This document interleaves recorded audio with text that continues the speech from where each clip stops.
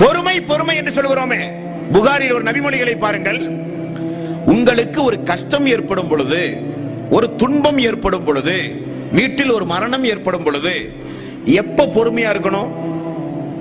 எல்லாம் ஒப்பாரி வச்சு அழுது, அல்லாஹ்வை ஏச வேண்டியதெல்லாம் ஏசி, ஒரு 10-15 நாள் பொறுத்து, சரி நடந்தெல்லாம் நடந்துச்சுங்க என்று பொறுமையாக இருப்பதல்ல பொறுமை.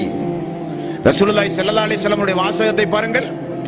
துன்பம் ஏற்படுகிற ஆரம்ப நேரத்தில் நீங்கள் காட்பதுதான் பொறுமை. வாசகம் அதுதான்.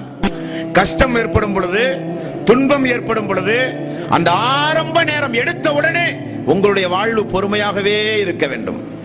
பொறுமைக்கு நிகரான ஒரு பரிசு உலகத்தில் ஒன்றுமே கிடையாது.